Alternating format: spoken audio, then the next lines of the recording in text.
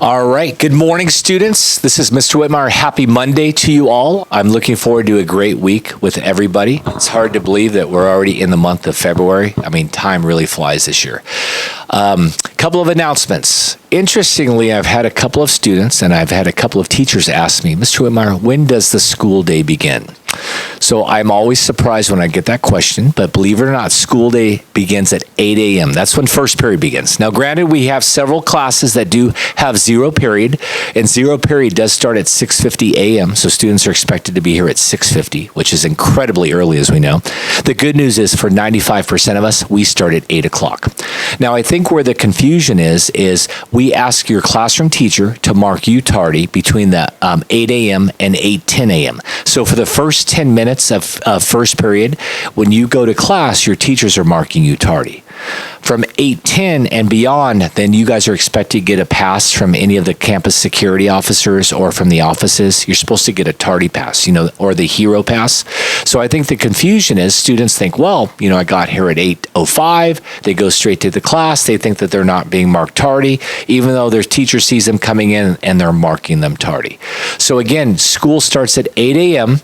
However, we have two periods, just again, from 8 a.m. to 8:10, where your teacher is marking you tardy, and then any time after that, you're expected to get a pass from one of the security officers or an office. Okay, so are we clear about that? School starts at 8 a.m.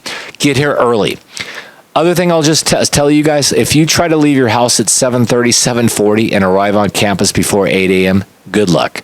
There's 3,400 of you who are trying to arrive more or less at the same time. You've got to leave earlier, or you got to walk, or you got to get dropped off down the street, or you got to take public transportation, ride your bike.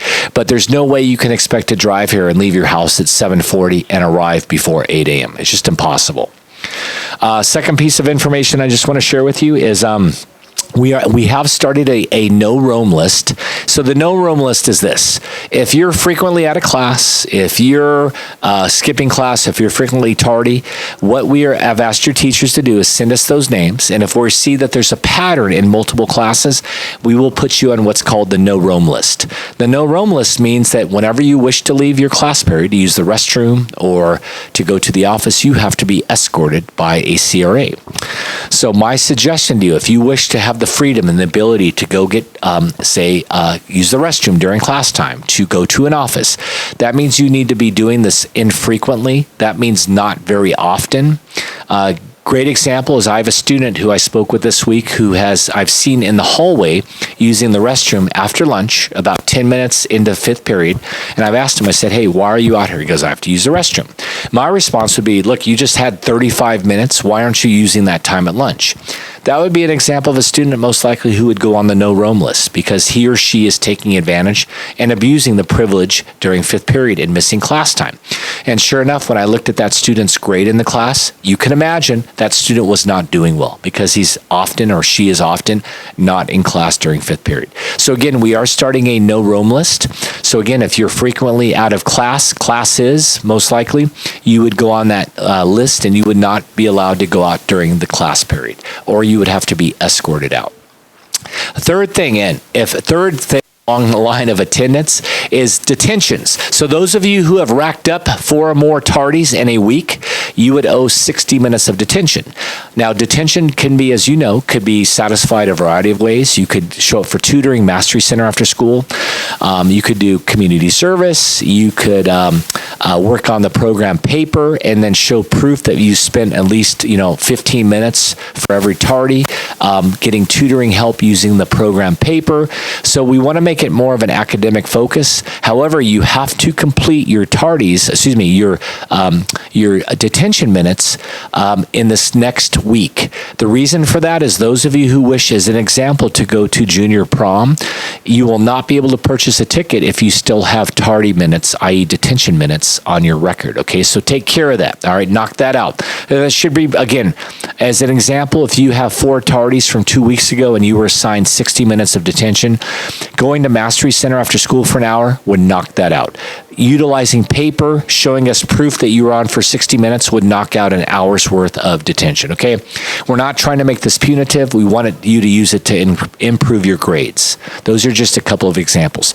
So again, next week is the deadline, and I'm going to use an example is for the junior prom coming up, okay, if you want to buy a ticket.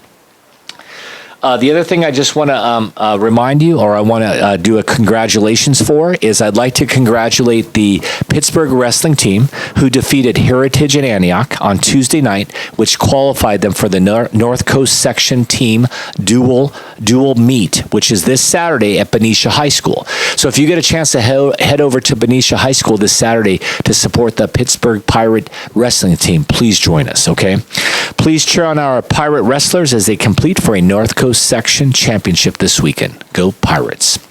I also want to do a quick shout out to all the clubs, athletic teams, programs that were there last night, or Thursday night for the 8th grade open house. We had over 800 8th graders and their parents attending. It was a great event. And I want to thank in particular Miss Walker, Sunitha Walker, Miss Duran, Miss Mosley, the parent, Miss Espinoza, and of course our school counselors. They were wonderful. The club advisors, the programs, whether it was Avid, Puente, Robotics, Auto, just to name a few, Medical Club, many of them were there representing us well. So again, thank you, and thank you students, those of you who volunteered to be there. Many of the 8th graders and their parents were thrilled to see you guys and to participate in that. And it's hard to believe they will be here next year as freshmen. So on that note, have a wonderful day. Good luck, you guys. Let's hope that went well.